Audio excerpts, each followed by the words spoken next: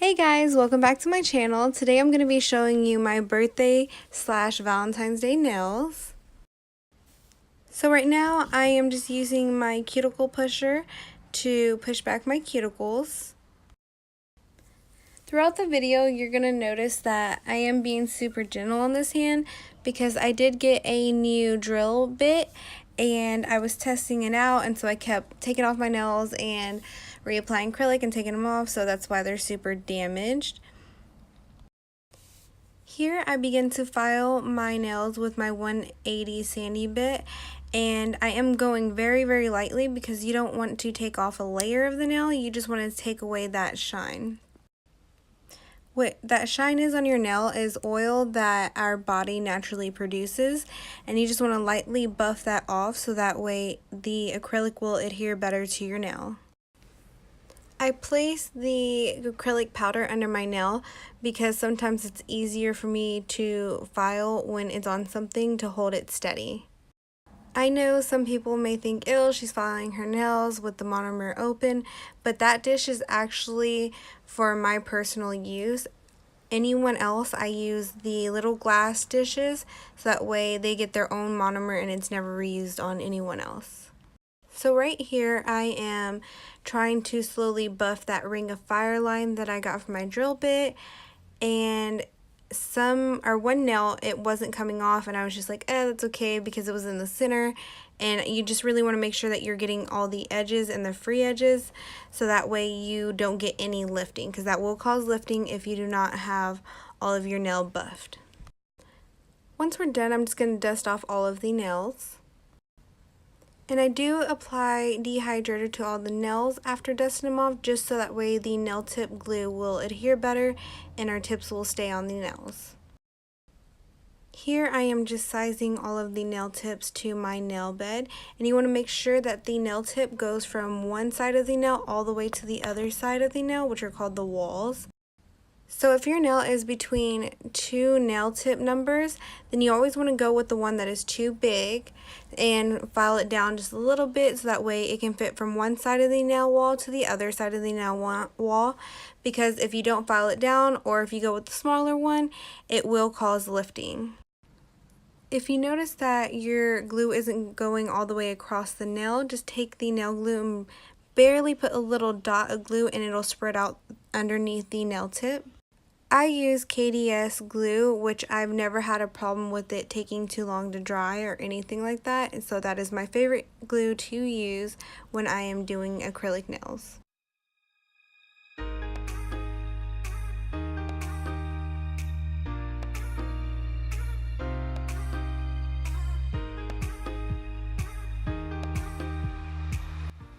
I almost forgot to mention that I am using my natural nail tips. Those are my go-to nail tips. I will only use the clear if I want something underneath the nails to show more of a design, or the white ones when I'm using French tip, which is not too often.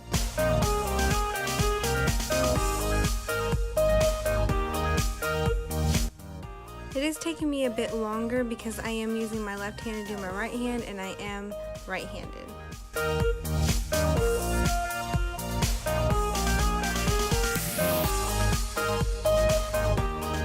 Once I start to cut the tips, I do size the nails next to each other before and after I cut the tips, just to ensure that I am getting the correct length. If one nail is a tad bit longer than the other, I will leave that alone because I can file that down when I'm reshaping the nail. Once I'm done cutting the ends of the nails, I will use my straight edge nail clippers, and I'll use that to cut the sides of my nails so that way I don't have to spend too much time filing.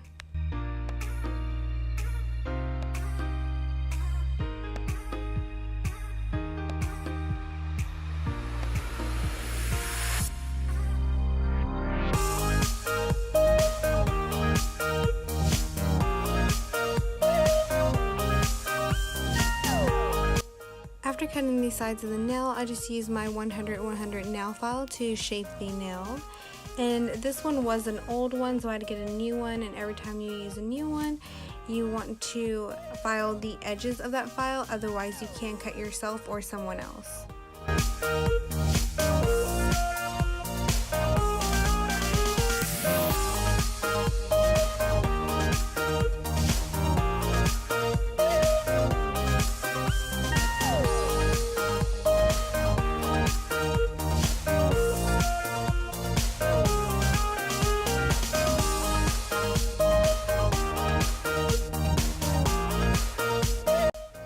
because you cannot completely disinfect the nail files, I usually give the nail file to whoever it is I'm using it on, and mine I keep for myself.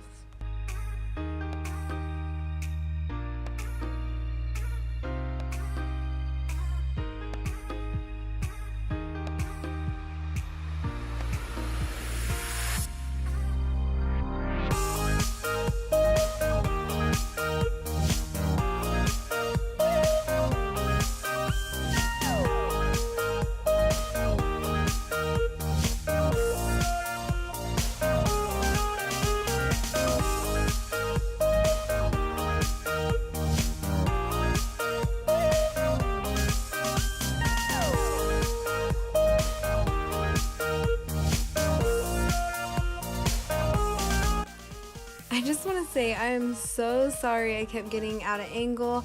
I really hate how I had my camera set up. So you will see me in a bit change my camera angle, and I promise it's better.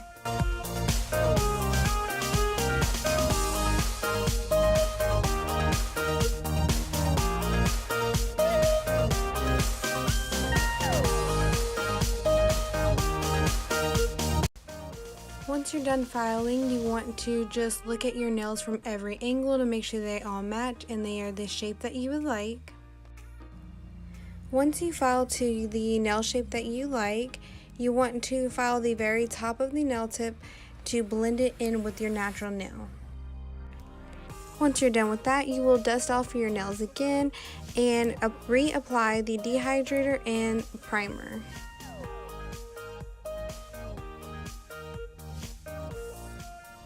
When you start to apply the acrylic, you want to grab a little bead and apply it where the nail tip and the natural nail meets, and make sure that you're pulling down the acrylic on these sides to make sure that you're keeping that shape of the nail.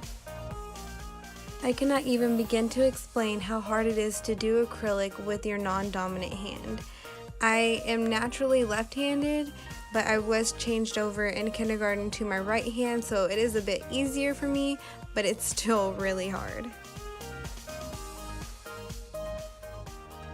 When you apply the very top bead, you want to just gently push the product into the cuticles very lightly, so you make sure that it's not touching the skin, and wiping off as soon as it does touch the skin. Unfortunately, my son came in and started messing with things, so I did get distracted and the acrylic did dry up a little bit, so I wasn't able to fully thin it out the way I wanted. That's fine because I can go back and drill that later. When I started the next nail, my son did unplug my light, so I paused the recording and plugged the light back up, and I completely forgot to continue recording. So I didn't get to record me going across the cuticles with my e-file or reshaping the nails, but after I do all of that, I do buff the nails to make sure that there are no lines in the nails, because that will show through your polish if you leave it. Once I'm done buffing, I just use a little alcohol wipe to clean off the nails. Then I'll be using my favorite nail polish by OPI. It's called Bubble Bath. Once I start applying it, you can tell that it is like the perfect pink clear color, so it does make your nails look a bit more natural, and that was the look I was going for. If you get a bit of nail polish on your cuticle or sides of your nail, that is fine. Just make sure that you clean it off with acetone before you cure your nail under the UV lamp. You also want to make sure that you are not forgetting to paint the free edge at the end of your nail.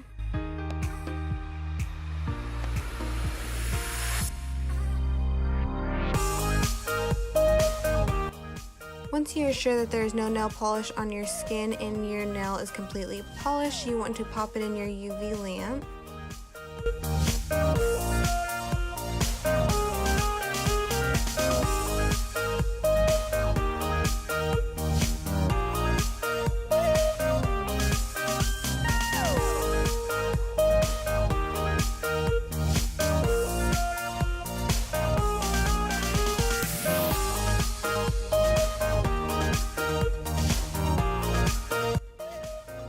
You can apply 2 coats of this, and that gives it more of a pink color.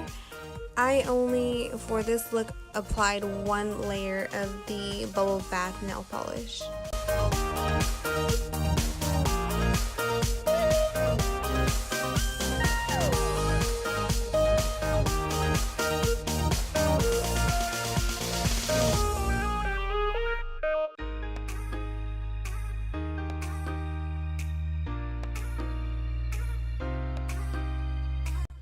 When using gel polish, sometimes after you cure it, it'll have like a sticky layer, so you just want to go back over that when you're doing a design and clean it off with another alcohol wipe.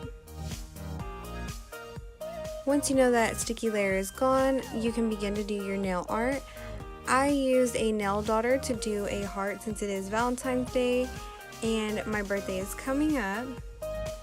Between each design, you do want to pop your hand underneath the UV light. It doesn't have to be for long, it can be for just a couple of seconds like this. And it's just to set the gel polish so that way it doesn't move while you're doing your other designs.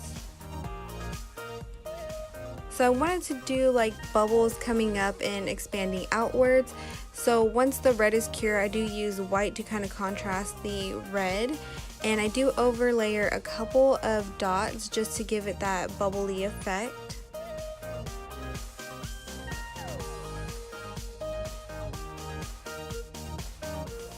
And I do start to spread it out the higher I get. Once I'm done, I do go over to the next nail and do the exact same thing but go in the opposite way so it looks like the bubbles are coming from both ways.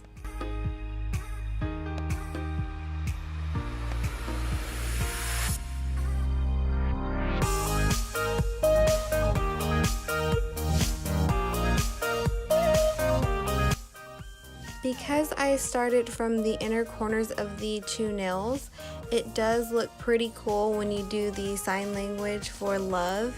It looks like there is bubbles coming out from behind the heart and it's just so beautiful.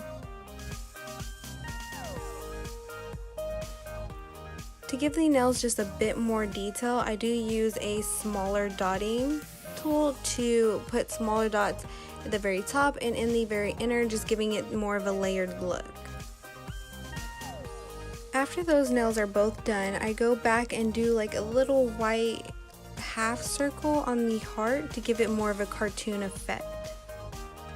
And the great thing about gel polish is if you mess up, you can wipe it off as long as the other polish is already cured.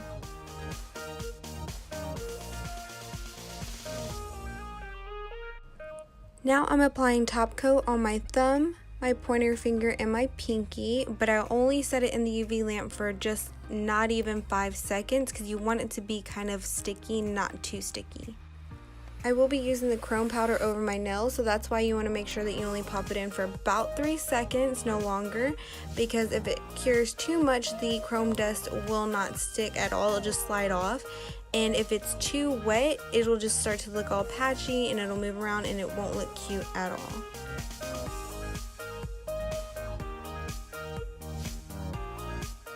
The chrome dust that I'm using has a kind of pink effect to it on top of the nail polish that is kind of a light pink as well.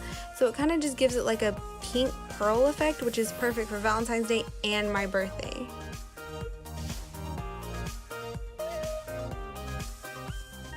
Before applying your top coat, you want to dust off your nails just so that you're making sure that you're not getting any excess on your top coat little brush that you put in the bottle. Otherwise it'll get all in your bottle and you'll always see the little glitter when you put a top coat on anything.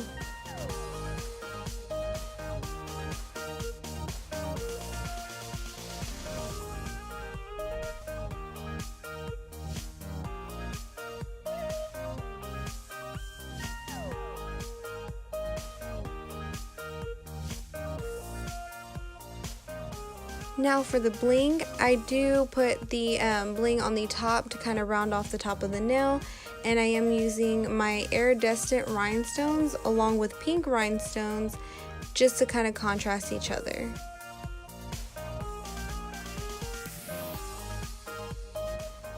Once again, I'm sorry, I didn't realize that I was out of the camera's angle for so long, but I'm using my wax stick to help me pick up the rhinestones. And I'm using a rhinestone glue. On my pinky, I wanted it to be a little bit different, so I used pink rhinestones, the iridescent rhinestones, and a couple of pearls just spread out across the nail.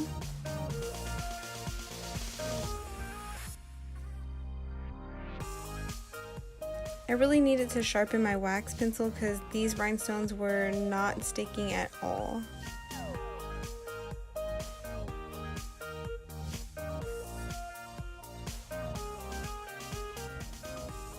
Now I just go back to my thumb and do the exact same design that I did with my pointer finger to my thumb. Now I did mess up because my pointer finger at the very end, the last rhinestone that's dropping down, I put a pink one, and on my thumb I did put a iridescent one, which I like the iridescent look way better, but I could not take it off because the glue is so hard that literally 2 weeks later the rhinestones will not have fallen off, and I use nippers to take them off. But the nippers are even struggling to take off the rhinestones.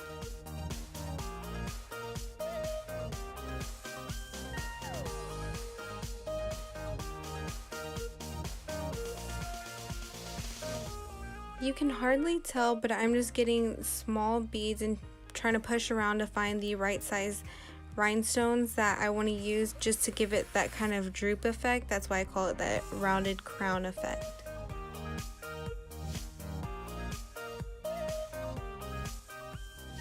Of course, my two middle fingers just felt left out because there was no rhinestones, so I just put a couple in random areas with one that had a pearl just to give it a little bit more of a sparkle.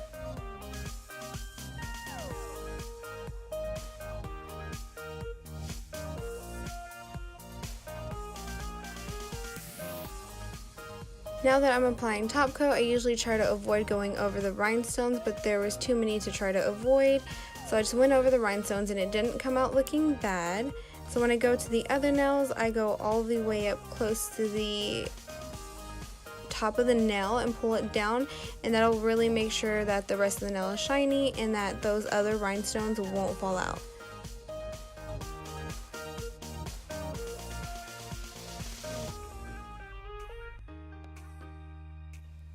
Sometimes I do try to get behind the rhinestones and a little bit on the side, because if you don't, those rhinestones will have like a little crease, and when you're running your fingers through your hair, you kind of feel your hair go underneath, and it just, it's such a cringy feeling.